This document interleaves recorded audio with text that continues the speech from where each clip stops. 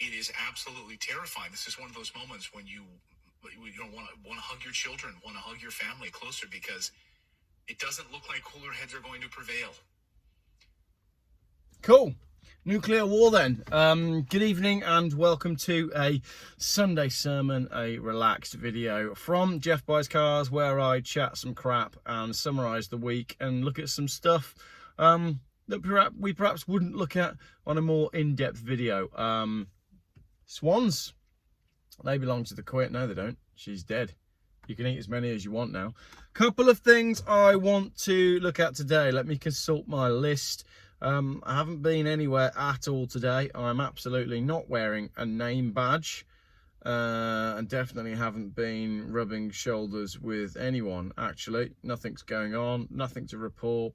I haven't really been anywhere or done anything today. I haven't been anywhere to do anything or talk about anything at all.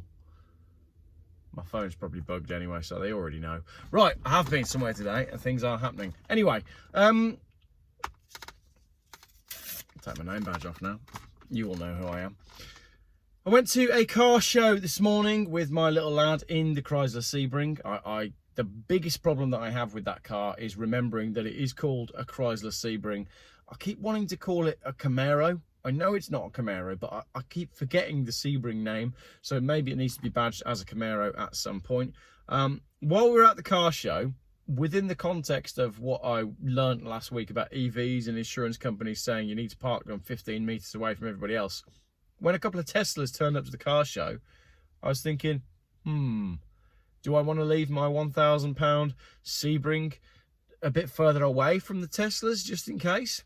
And if I'm thinking that about a £1,000 Chrysler, then what was everybody else on that row of cars thinking? So food for thought. EVs at car shows doesn't seem to quite make sense. Right, another thing that doesn't seem to quite make sense, Lewis Hamilton on Just Stop Oil. I've been sent a photo, I think it was a tweet, of Lewis Hamilton, the racing driver, right? Racing cars.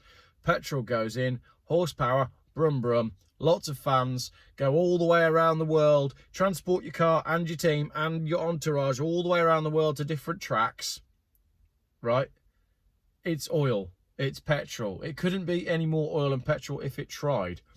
But Lewis Hamilton basically says it's okay for Just Stop Oil to have peaceful protests so long as they're peaceful. Now, I know there's something up with Lewis Hamilton. There's something about him. I mean, I'm not going to go as far to say that they've got to him and he is absolutely, in some ways, a mouthpiece of the New World Order. But you could definitely draw those conclusions by what he wears and a lot of the things that he says. I'm staring at the lens like it's this side, but I think it's that side, isn't it? No, it is this side. We're okay. We post a bad video on a Sunday because nobody watches them. So, Lewis Hamilton, I've always thought that he was like a mouthpiece of the New World Order. And that leads me on to, Formula One in general, okay? No one in Formula One should be commenting on anything politically, because Formula One, like I said, it is the absolute creme de la creme of the oil industry. And also, they have no regard for human rights at all. Hence, you had the Formula One. Didn't they host one in Qatar? They did that before the World Cup, didn't they?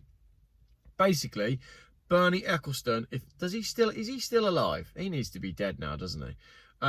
Formula One would hold a race in Saddam Hussein's torture dungeon if they paid him enough money. There is no morals with Formula One as to where they have races. They don't care so long as there's money. So when they start flying the trans rights flags, right, and then hosting races in countries that kill people that do that with the thing, or think that, I don't know. But you see what I mean? The level of hypocrisy is just overwhelming. Mercedes-Benz. Now, Lewis Hamilton, obviously, Formula One, Mercedes-Benz. Now, just after the whole Corona thing, I found myself at the Mercedes-Benz museum Brooklands, the Mercedes-Benz Centre in Brooklands. Now, I was there on a work do, but what surprised me was that all of the branding and marketing and all of the sort of stock photos in the building had all been rephotographed to include everybody wearing masks. And I just found that really strange.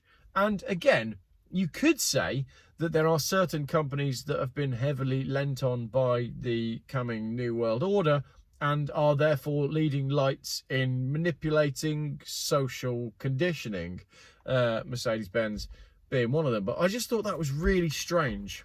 You know, if there's say a flood, you don't then, because obviously the flood's going to go away, isn't it? You don't then go and reshoot all of your marketing material to incorporate water, because you know that it's just a condition and it's going to pass.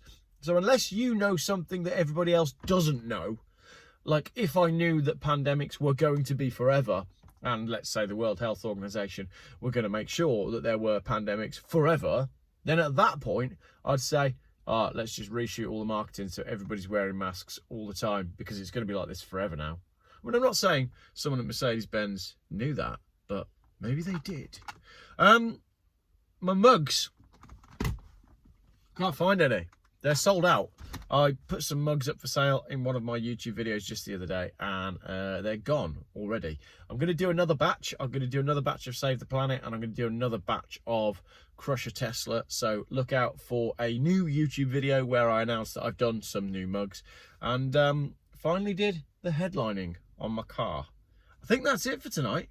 It's been a busy and quite draining but very, very positive day. Got a chance to speak to Piers about his Vauxhall Cavalier and how he racked up £61,000 of ULEZ fines. The car was then impounded, illegally, might I add. But after speaking to Citizens Advice, it turned out that they had to inform him 7 days before the car went to auction to cover the debt. So when it did go to auction, eventually to cover the debt, after giving him the runaround, because he's from down south in like London way, after the car did go to auction in Hereford, he bought it back for £800. So that's how you buy a £61,000 car for 800 quid. So that was, yeah, pretty good to chat to Mr. Corbyn today. Oh, I didn't go anywhere today. I didn't speak to anyone either. I didn't do anything. I just stayed at home to save lives. And you should too. More stuff coming soon. Thanks for watching. As usual, I'm no longer going to announce what videos are coming up in the week, because usually my schedule goes tits up by about 9:15 on a Monday morning. And then I look back at the video I posted on the Sunday and think, oh crap, I didn't do any of the stuff that I said I was going to do. And that's why my wife wants to divorce me, for not doing any of the things that I said I was going to do. But like, I do other cool stuff. That's the thing. Like, if I say to you, I'm going to make a video on X, and then I give you a better video on Y, you should be happy because you got a better video. Don't be like, oh, but you said you were going to do X. And I was like, yeah, but you got this and it was better. That's basically marriages for you, isn't it? So marital advice in the comments. Lots of great content coming up soon, because EVs are the YouTube content gift that keeps on giving. I don't go out looking for content. I don't wake up in the morning and think, right, how can I get lots of views today by cooking up a ridiculous story about electric vehicles? I just go on my phone, look at the news, and a ridiculous story about electric vehicles presents itself. Or, what is more likely, I go on my phone, open up my inbox on Facebook or Instagram or my email or my Twitter, and all you lot have sent me ridiculous stories about EVs. They just drop in my lap. I'm not milking it. I'm just working my way through my to-do list. Right, I think that'll do. There's a beautiful sunset here in Worcestershire this evening. It's been a lovely sky the entire drive back home from the place that I didn't go because I haven't been anywhere today, as I said, because I stayed home to save lives. But we are working on saving some lives. Thanks for watching.